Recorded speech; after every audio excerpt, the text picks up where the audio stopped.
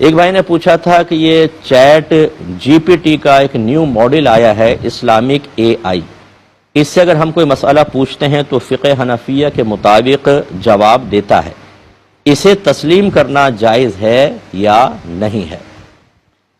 دیکھیں، دو چیزیں ہوتی ہیں، ایک اس طرح کی کوئی ٹولز وغیرہ سے آپ معلومات حاصل کرتے ہیں، اور ایک ہے کہ اپنا مسئلہ پیش کرتے ہیں کہ مجھے مشکل ہے، میرا یہ مسئلے کا حل بتاؤ۔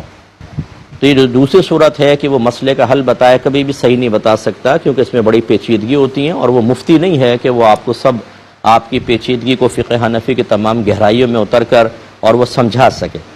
کیونکہ بعض مسائل کے اندر کچھ اور جواب ہوتا ہے، بعض میں کچھ اور ہوتا ہے۔ اس کو میں کنٹینیو رکھوں گا لیکن ایک مختصر سے بریک کے بعد۔ تو میں اس کا جواب آپ کو دے رہا تھا کہ ایک ہوتا ہے معلومات کا حصول اور ایک ہوتا ہے اپنے مسئلے کا حل معلوم کرنا۔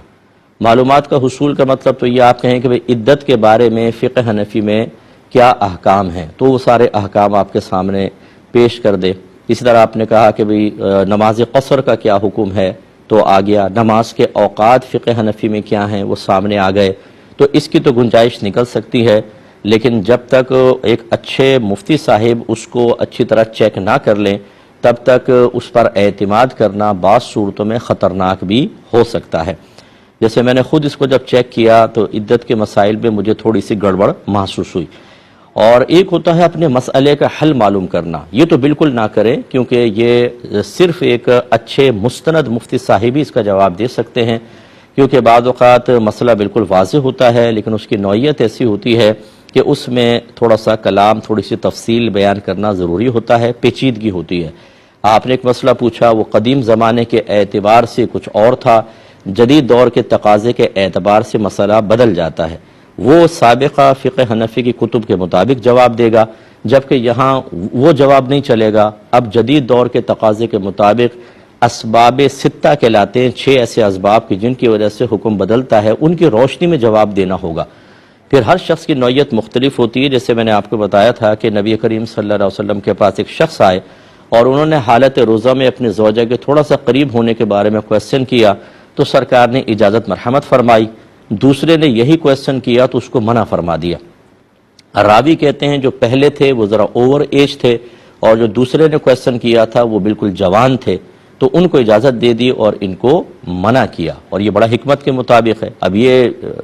اسلامی کی آئی تو یہ جواب اس طریقے سے نہیں دے سکتا۔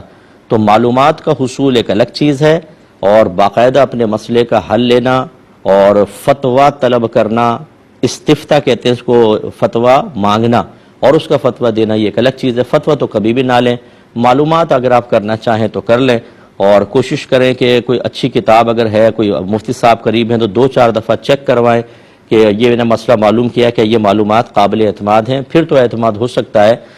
ورنہ جب اسی طریقے سے ان ٹولز کے پاس ٹولز کے ہی دین حوالے کر دیا جائے گا، ایک تو علماء سے تعلق آپ کا ختم ہو جائے گا، معطل ہو جائے گا، دوسرے اس معلومات پر آپ ٹوٹل 100% بلیو کرنا شروع کریں گے، اب اگر وہ غلط ہے تو آپ گمراہ بھی ہو سکتے ہیں۔ اس لیے اچھی طریقے سے سوچ سمجھ کر ایسی جدید ٹیکنالوجی سے دین کے معاملے میں خاص طور پر استفادہ کریں، سوچ سمجھ کر کریں۔